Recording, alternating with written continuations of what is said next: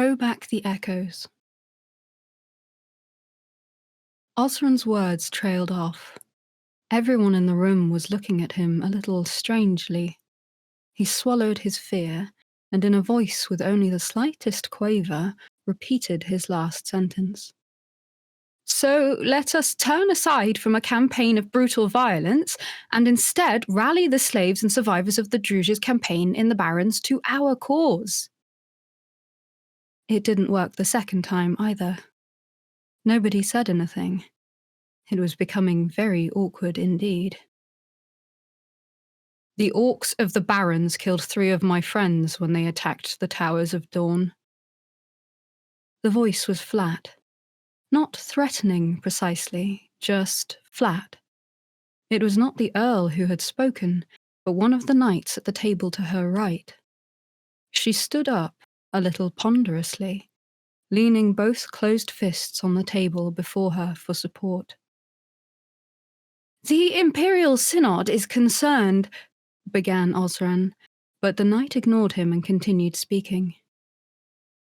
In the gardens before the house, she continued, there are 5 white stones.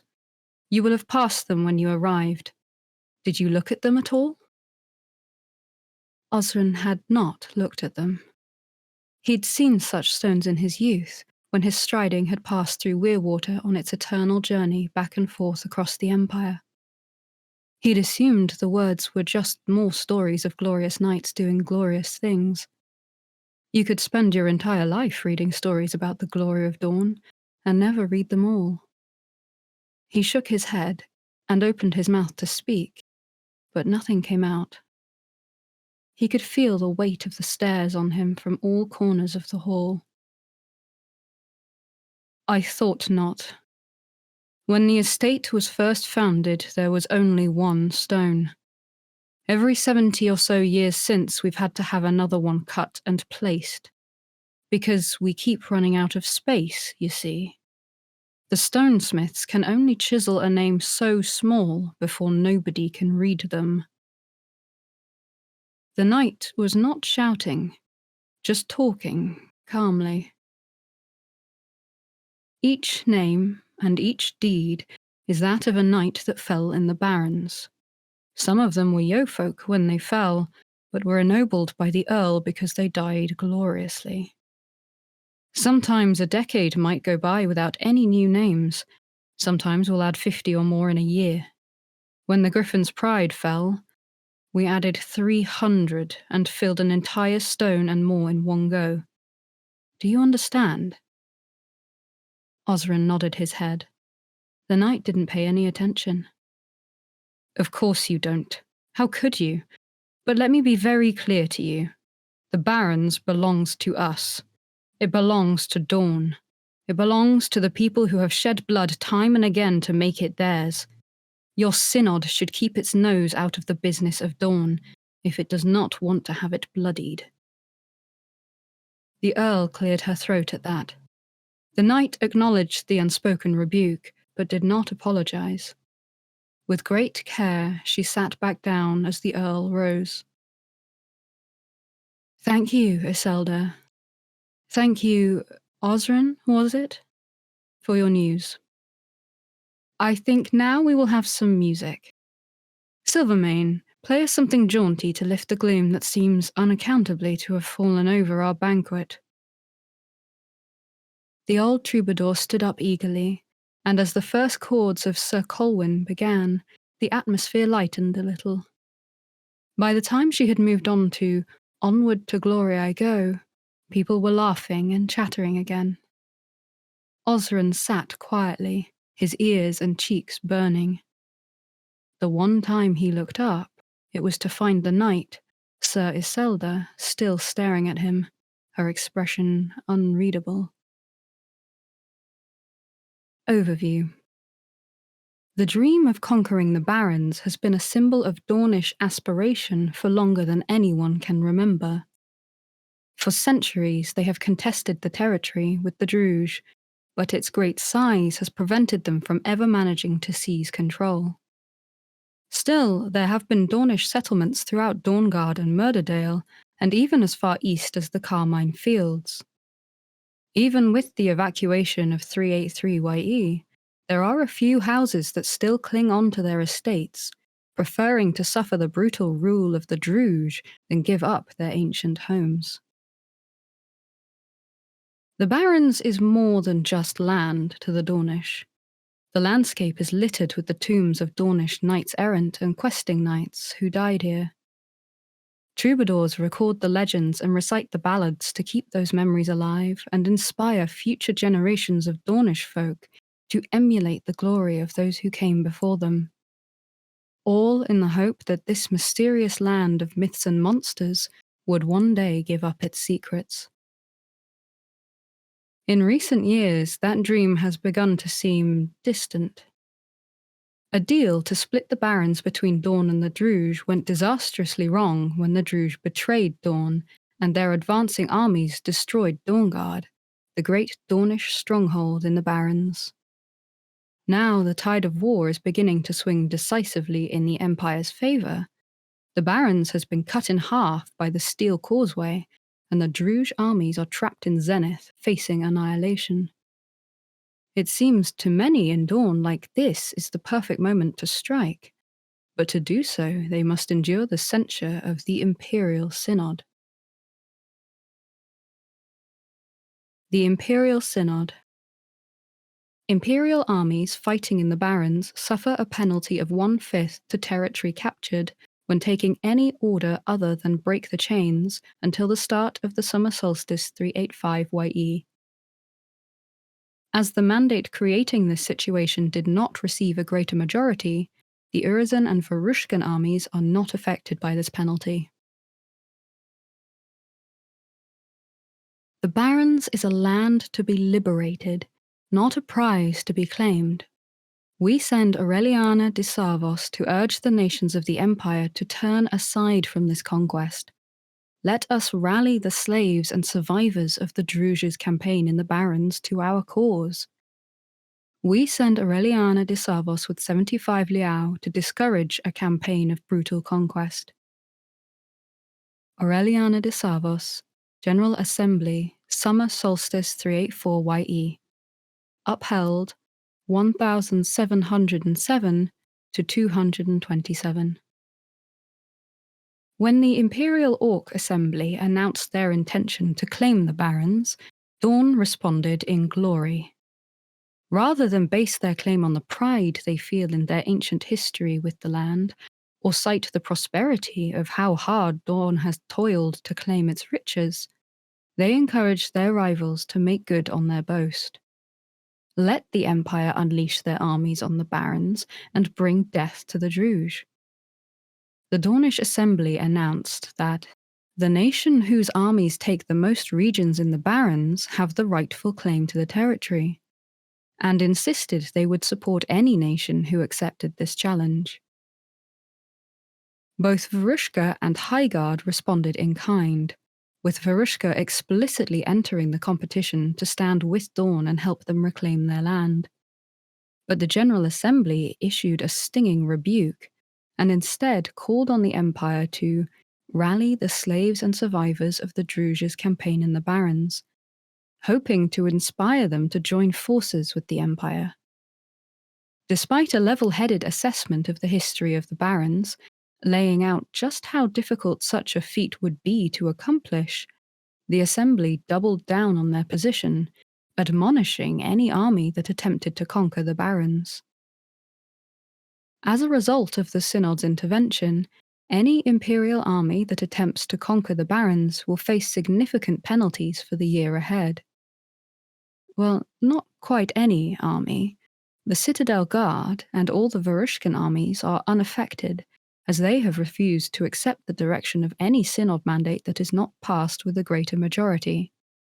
And the mandate explicitly allows for Imperial Orc armies to conquer the Barrens, provided they do so while endeavouring to break the chains of the Druge slaves. It seems like any conquest of the Barrens is stacked firmly against the Dornish. Great deeds are eternal. If the Synod thought that their message might temper the Dornish appetite to finally conquer the barons, their hopes are dashed. The view of many noble houses who held or still hold estates in the barons is that the nation should rise to the challenge the General Assembly have thrown down. The barons is Dorne's birthright. If the Synod wish to make the conquest more difficult, if they are determined to see more Dornish blood spilled to take it, then so be it. Every hurdle placed in our path only makes our final triumph more glorious. We send named priest with 50 doses of liao to remind every Dornish citizen that politics is ephemeral, but great deeds are eternal. Aim high, pursue your dreams, nothing is beyond your grasp. Synod Mandate, Dorne Assembly. This mandate will do nothing to remove the penalties imposed by the General Assembly. The criticism of the Imperial Synod cannot now be turned aside. But it would send a clear signal to the Imperial Synod that Dorne's centuries-old ambition to conquer the barons will not be thwarted so easily. It would also remind every Dornish military unit that military service is only glorious in pursuit of your dreams. Any Dornish military unit that took any action other than supporting a Dornish army in the barons would face a 1-rank penalty to their effective military strength for the coming season. Of course, the Dornish Assembly could go further and openly embrace the Synod's rebuke. Consequences are the price of ambition. No price is too high to realize your dreams. We send named priest with 50 doses of liao to urge every Dornish soldier to free those they can, as we conquer the barons and become legends. Synod Mandate, Dorne Assembly. The Dornish armies have no experience or ability to break the chains the way the winter sun can. As far as Dorne is concerned, the orcs who live in the barons have thrown in their lot with the Druj, so any attempt to separate them from their overlords can only make the conquest more difficult. If this mandate were enacted, then the Dornish armies would take all possible steps to save those who were somehow convinced to reject the Druj, but that will increase the current penalty to take territory from 1/5 to 1/4 until the start of the summer solstice 385 YE. Such an act would be strategically unwise, but the more difficult the Synod makes it for the Empire to take the barons, the more glorious the challenge becomes. And it would be one way for Dorne to show the Imperial Synod exactly what they think of their political meddling. Unlooked-for allies. The Enchanters of Dorne have secured potential allies from the Eternal Realms. While Dorne's troubadours can provide only limited support to press the Dornish claim to the barons, the successful capture of the Steel Causeway has brought offers of aid from some unlooked-for allies. The Enchanters of Dorne have long enjoyed good relations with the Eternals of the Realms, on a more or less equal footing. Impressed by the recent success of the Empire's armies, 3 Eternals have offered their aid in the hope that Dorne might go further. Jaehaerys. The Unicorn Prince will send monstrous creatures to protect Dawnguard if the Empire builds him a fane there. The region will be protected from attack with an effective military strength of 2,500 for as long as the fane endures. The Lord of the Forest of Arden possesses many servants who might help the Empire. Thousands of wicked squirrels the size of cats that steal away anything of value. Hundreds of dark-eyed goblins, mouths filled with oversized molars and armed with wicked knives. Scores of silver-haired spiders with myriads of inky black eyes, and most terrifying of all, a trio of silver unicorns.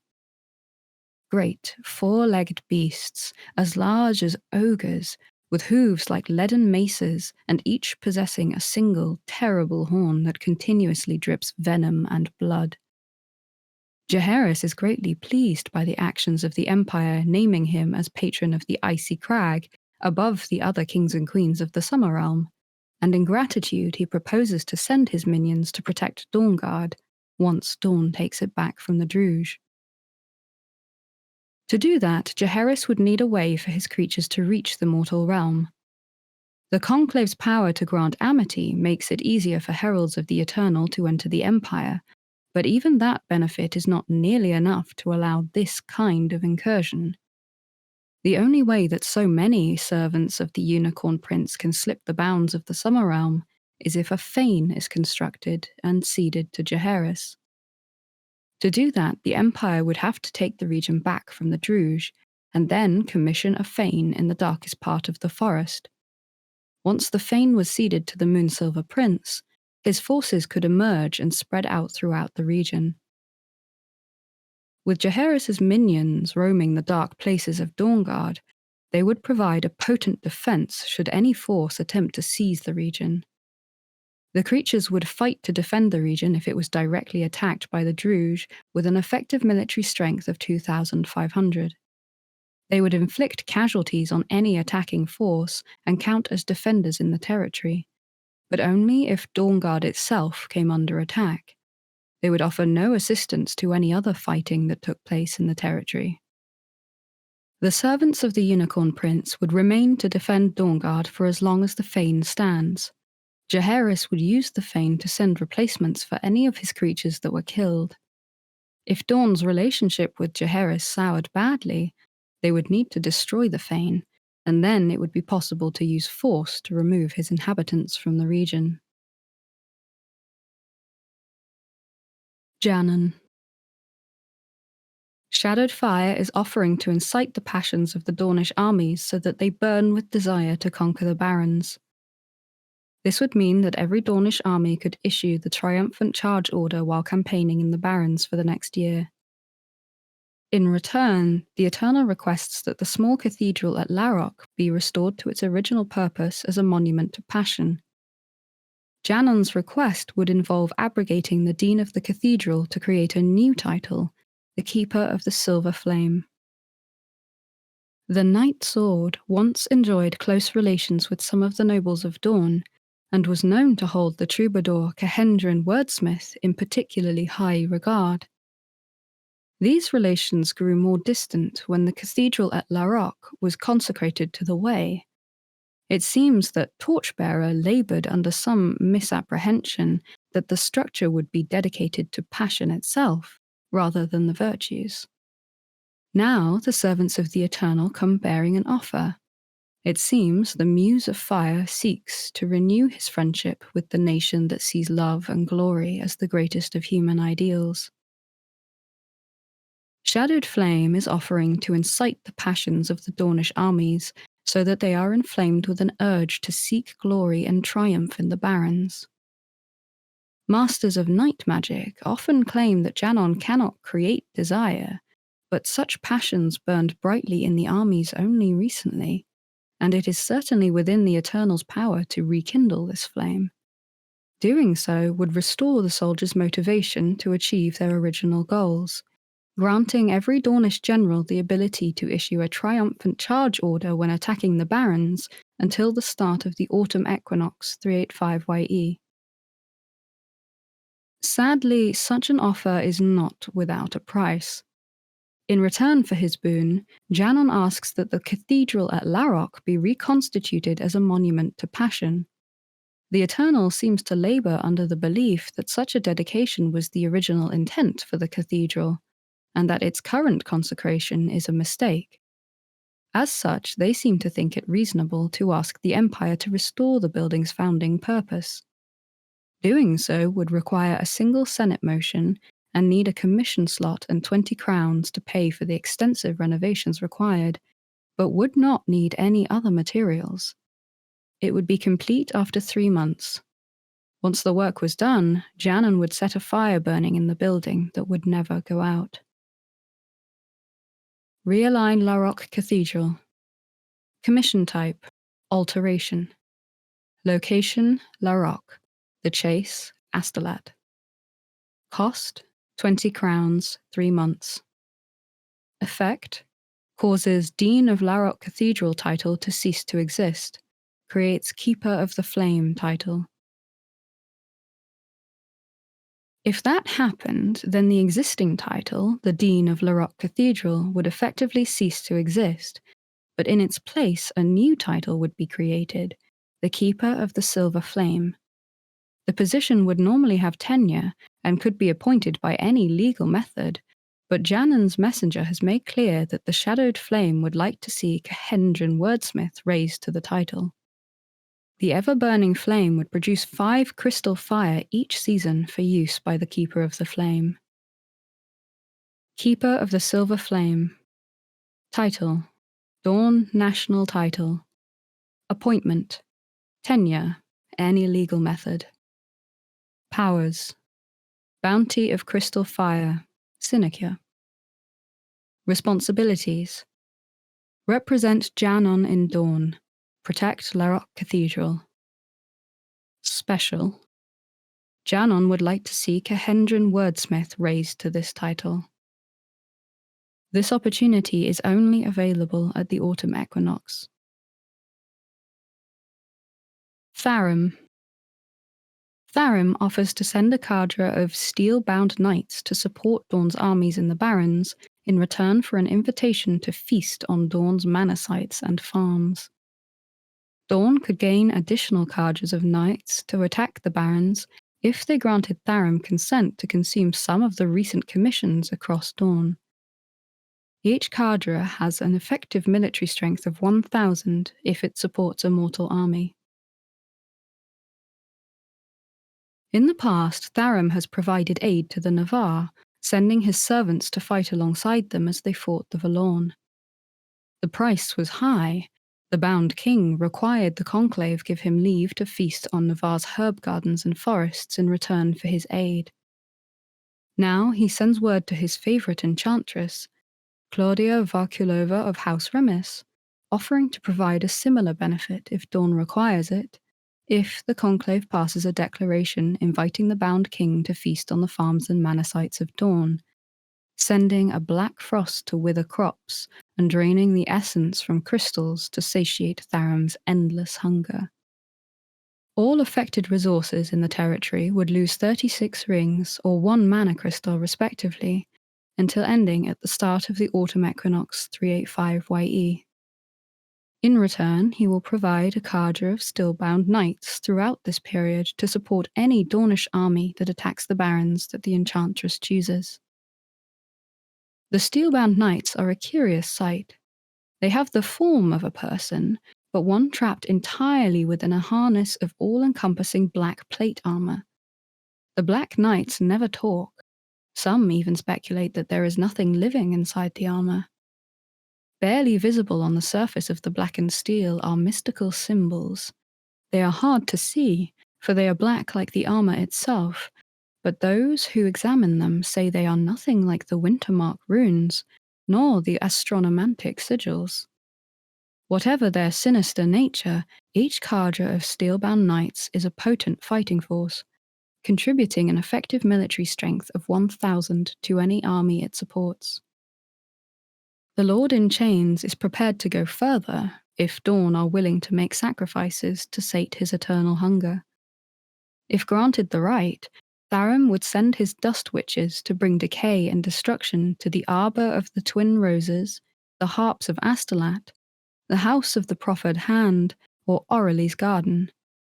As Tharim currently has Amity, he would only need a single Senate motion for each commission, or a single Senate motion to offer all the commissions Tharim has requested, and would remove any benefits that the commission provided and abrogate any title associated with it. For each commission that Tharim is allowed to consume in this way, he will send 1 cadre of knights, up to a maximum of 4 additional cadres. These steel-bound knights would spread their support between any Dawnish armies that were fighting to conquer the Barrens for 3 seasons. Their covenant would end at the start of the summer solstice 385 YE. This opportunity is only available at the autumn equinox.